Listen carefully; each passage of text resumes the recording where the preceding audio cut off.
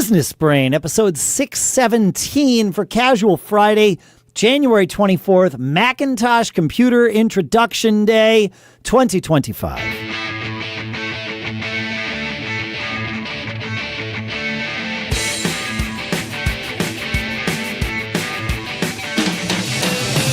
Greetings, folks, and welcome to Business Brain, the show where we take some ideas, we crunch them, we dissect them, we use them to tune our business brain so that each and every one of us gets to keep on or start or enhance living our charmed lives.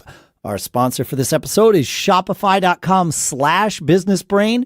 That's where you can go to sign up for a $1 per month trial. And you can upgrade your selling today. Keep that charmed life going. Here in Durham, New Hampshire, I'm Dave Hamilton. And out here in California, I'm Shannon Jean. I love Shopify, man. Same. Super empowering, easy to set up. They just super incredible for entrepreneurs that, especially if you're just getting started, want to experiment. Even if you're not, like, well, then have the capacity to just ramp up to the moon. Yeah, you don't have to switch platforms. There's no limit, right? It's awesome. I love it. Yeah, it's great. It's really very cool.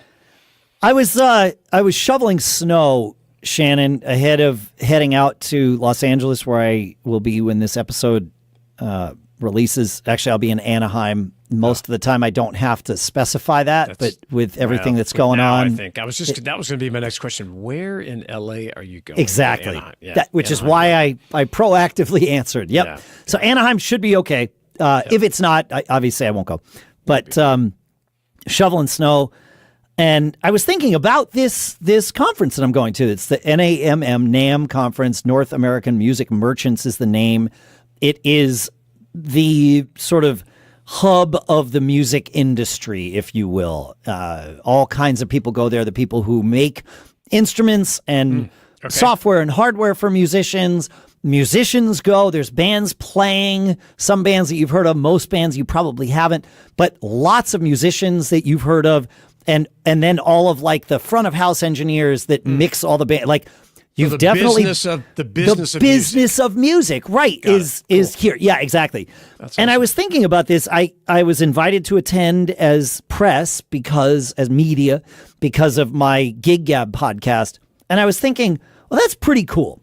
Like I've always been a fan of music. I've been a musician for as long as I can remember.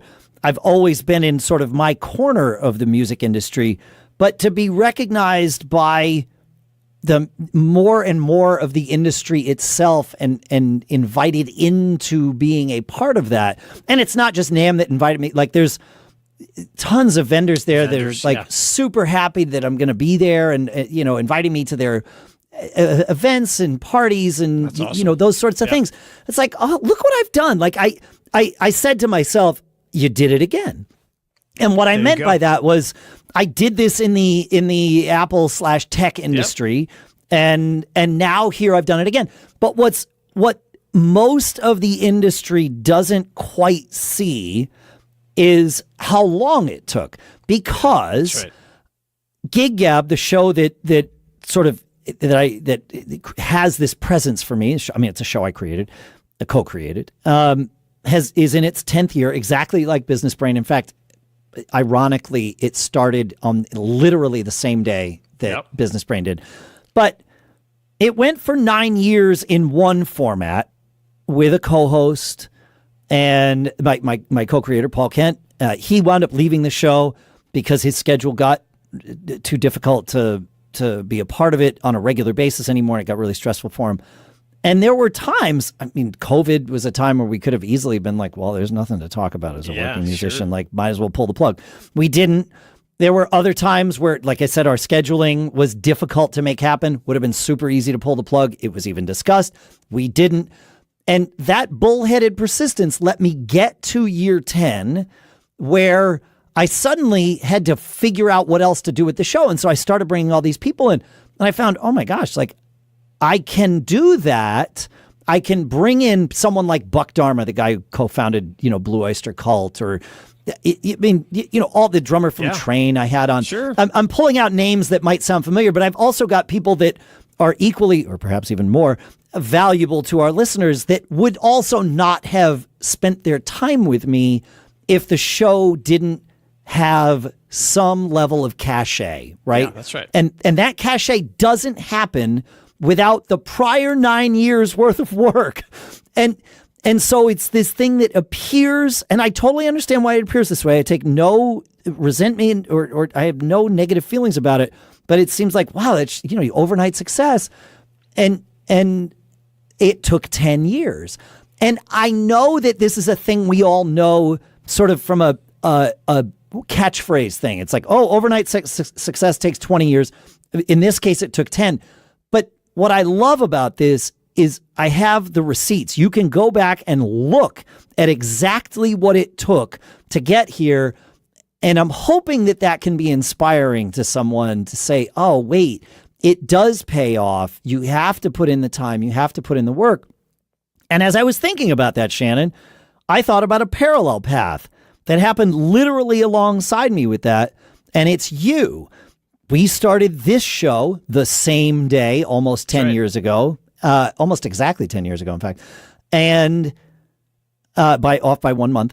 And we did this. I think you were always an you always had the influencer creator thing inside you. You were doing a lot of that with your newsletter at Tech Restore and all that. Right. But doing this on a weekly basis certainly is at least part of, and perhaps an important part of, the path that led you to becoming a content creator, a coach, all of the things that have blossomed for you in the last year that people who don't know this backstory think overnight success. Look what he did. He just launched and did this thing. It's like, well, did he though?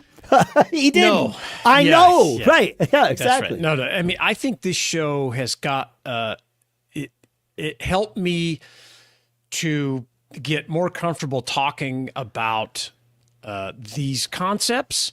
It helped me get more comfortable talking about my successes. It certainly helped me get more comfortable talking about my failures. Yeah. And it also helps me, continues to this day, helps me flush out ideas. Flesh out. Things. We also flush them out. We flush them too. Yeah. Flush out ideas. And things that have become part of the lexicon of my life, like mistakes or tuition or this or that, and all kinds of concepts that we've discussed between ourselves and with other people and guests that have come on the show.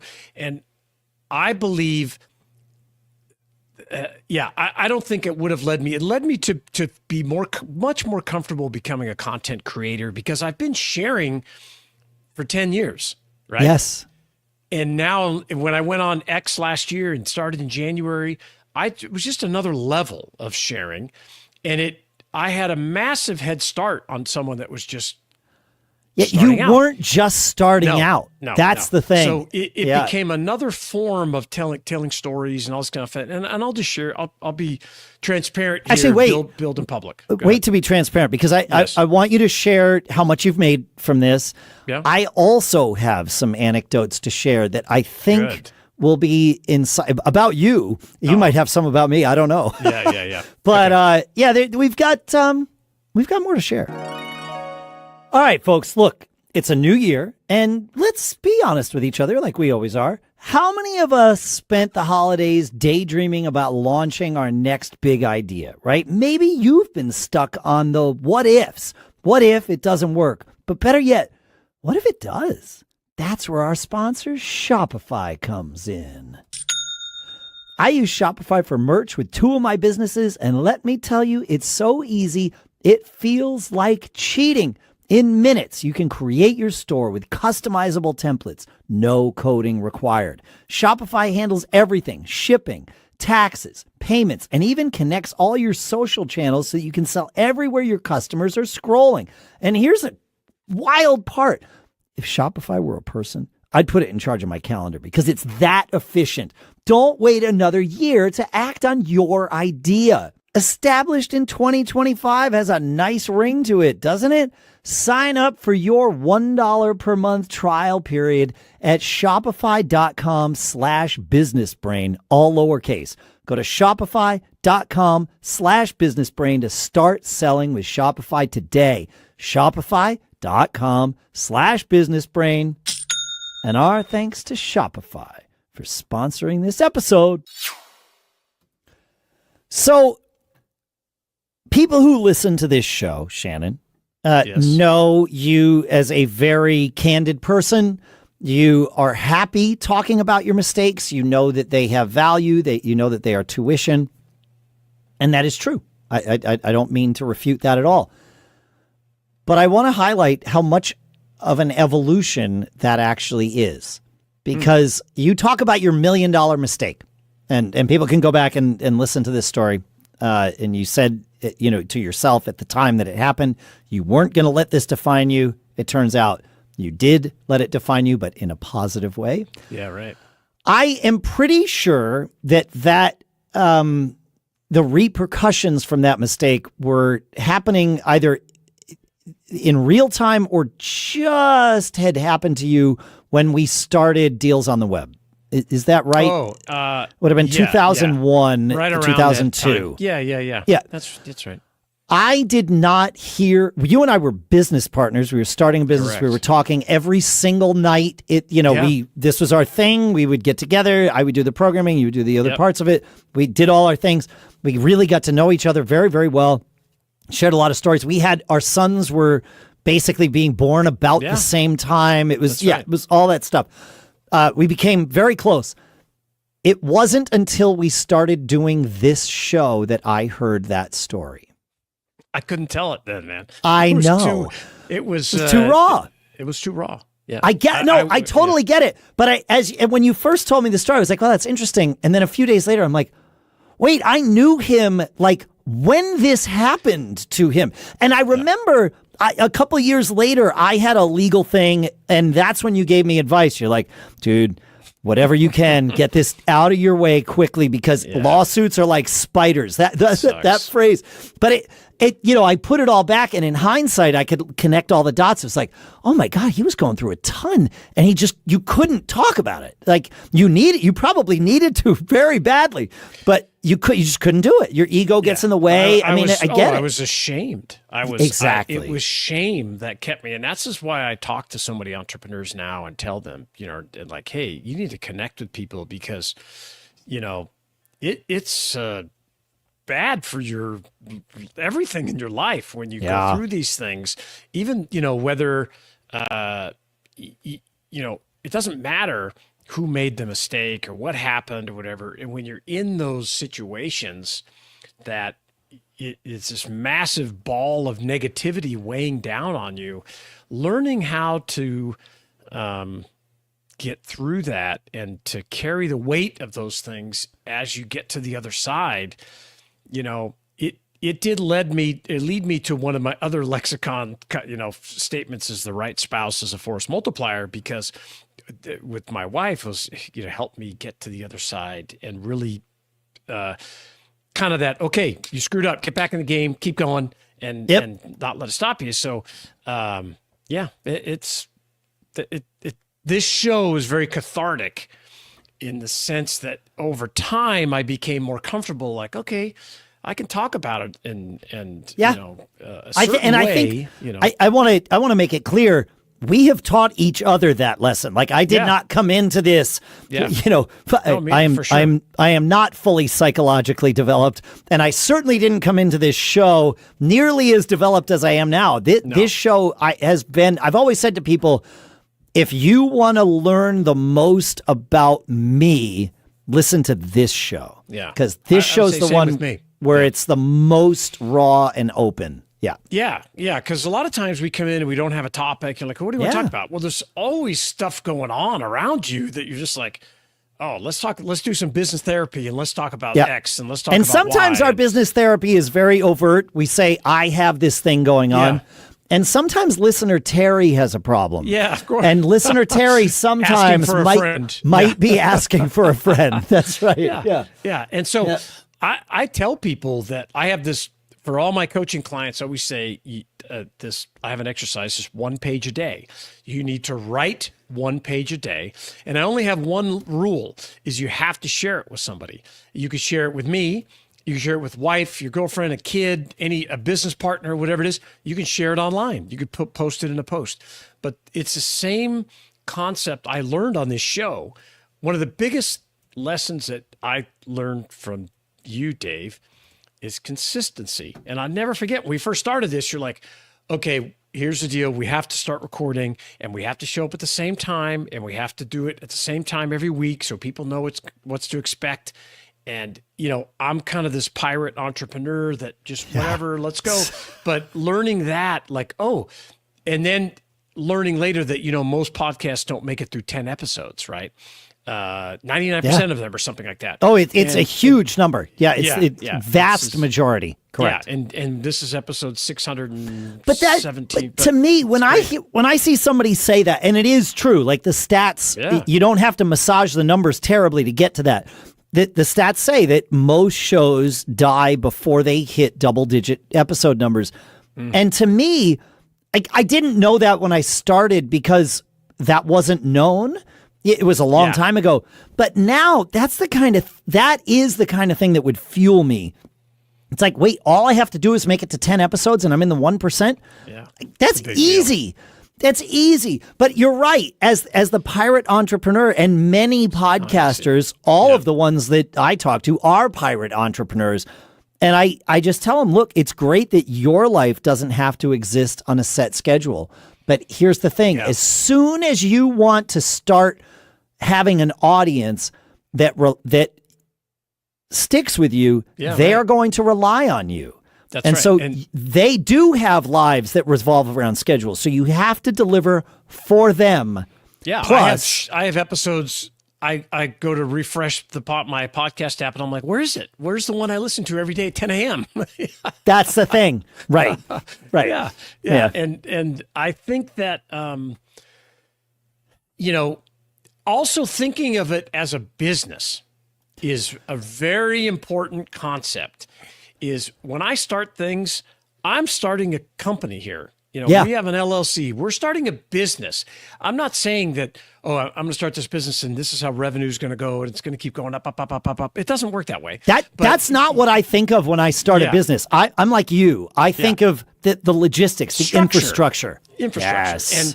And part of that is consistency and building and also developing best practices and learning and documenting and capturing data about what works. And I've done the same thing with my content business that I started, and it is a business. I have an assistant now. I'm just hiring a new bookkeeper / data person to help me. Amazing. So we're building out this team that is because you're taking it seriously, and that's Amazing. how you turn something. You create something from nothing. That's what's happened. And I'll share with you. Consistency. I didn't monetize this business until late July, almost August. And I've got, I'd say 3 or 4 different revenue stacks in this business so far. Sure. I get paid to post on X. I get monetized. It's not a lot, but it's probably, they just sent me a 1099 and it was $1,800 since 6 months, essentially. 6 months. Okay. And I get paid I have subscribers on X that generates about $7,000 a year. Okay. I have guides. So we're at $9,000. Yep. Yeah. I have guides that I created that just people are like, I need to know how to do this. How do you grow on X? How do you buy stuff from Costco, liquidation auction? So I create these little guides and I sell them on Gumroad. And this in the last 6 months has generated $6,800 in revenue. Okay. And I book phone calls and help people with coaching. And I have coaching. I have a couple programs. So since late July, I just got all my stuff together to hand out to my accountant. It's about $26,000. Amazing. And but here's the thing, folks. 26,000 seems like I don't know what that seems like to you. To some people, it's like, oh my gosh, that's a ton of money. To other people, are like, dude, that's nothing. And I'm in the middle. It's a side hustle. Yeah, it's a side hustle for you right now, and who knows what it's going to become. But that's right. But also, that is the culmination. I mean, certainly we make money doing this podcast too. However, for this business of yours, that is the culmination of, I'll say, at least 10 years of, and probably 25 years. Right. Yeah. Exactly. You're pushing all this. And you're just now, like, the tip of the iceberg is starting to break through from the revenue side. 10 years to overnight success, folks. And this is my 2-week experiment. Your concept. This is the experiment to, like, are people interested? Okay, I started with 541 followers in January of last year, and I have almost 34,000 followers today. Yeah, you don't get a dollar per follower. That'd be nice. Damn it. That would be great. You're a little shy. You're about 80 cents a follower, man. That's right. That's right. So, okay, that people will listen to you. Okay, check that box. And then now, how do you do this? And, well, would people actually pay for something? That's crazy. Who would pay me for this? Okay, try that. That's something.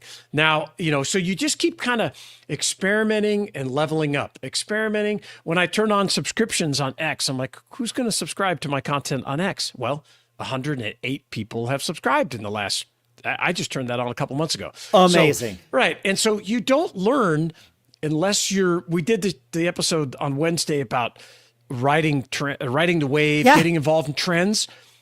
If you're not in the water, you will never catch the wave, right? Oh, a Shannon Jean phrase, folks, right there. You have to be here learning, figuring out. I started the subscribers because I want to host a community, right? I want to build a community of entrepreneurs. Yes. I want to learn about reselling, liquidation, auctions, and everything else. Yeah, your thing. That's my thing. So I'm like, well, I'm going to charge, it's only $5. I call it the $5 mastermind. So I've learned how to manage over 100 people in this community and what they expect from me and how I interact with them. And now, this week, I'm launching that community that's going to take it to another level. And I just wouldn't have had the knowledge of how to do it had I not done this, quote, Dave's 2-week experiment. If you don't know what that is, maybe he'll put it. You got to go back at businessbrain.show and search for experiment. You'll find the episode on that. It's tremendous. So the key here is just getting involved and getting. Let me, if I may, you tell me the key. Yeah, because I get to watch you do it. The key is twofold. One is be willing to do the work and want to further things. But that like everybody's willing to do the work if there's payoff on the other end. The thing that always impresses me about you, and it's certainly true here, is you've had plenty of success. You could certainly sit and rest on your laurels and say, hey, you could rest on your ego. I don't want to say you could rest on your laurels. But you don't. You came into this with full beginner's mind. Oh, yeah. You're like, hey, I'm an idiot with this. I'm going to make mistakes. Please don't take that the wrong way. No, I totally right, make them all the time. But that's the thing is you come in with like, all right, well, I don't know. I'm a blank slate. I'm going to screw this up. I'm going to learn. I'm going to try things. I'm going to fail. I like to fail, like all those things. And that is your superpower. And it is something you've leveraged yet again here. Yeah. And I did a post earlier this week. I found this great phrase and it was up on a billboard on the side of a building. And it said, "Don't call me lucky. I have failed more times than you have tried." Oh, yeah. Yeah. And that post, 2.6 million people saw that post. It's ridiculous. And so I think I earned $100 from X. Yeah, $100 for that Ooh, one. Hey, you know what? $100. That's it. Yes. Exactly right. Yes. And so, but yeah, it's don't be too proud. I say that your ego gets out of the way. It does, but it's the pride. Like your pride is it. You definitely are a proud person and should be and deservedly. I don't want to say should be deservedly, but your pride isn't wrapped up in what you have done in the past. It's wrapped up in what you're currently doing and learning about and all of that. And I've learned so much. And it's crazy. You're a sponge, man. It's amazing. Yeah. And I will tell you, one of the really interesting things that I've learned, and I think it would be a good topic for an episode next week, is don't confuse what you're selling with the delivery system that you're using to reach your customers. And I didn't really understand the concept, but now it's like smashed me in the face last week. It's amazing. Yeah, yes. So come back next week and listen to us as we break that down. Yes. Oh, I love it. Oh, yeah. I've already started making notes about what that actually means. Yeah, perfect. Feedback at businessbrain.show. Send in your stuff. We've got some time allotted next week to answer some of your questions. So send them in. Feedback at businessbrain.show. And if you have an extra moment after you send in that feedback, go to businessbrain.show/review. We would absolutely love to hear your reviews and see them on Apple Podcasts and Spotify and all that. It means a lot to us. Thanks for hanging out. Keep living that charmed life. We'll see you next week.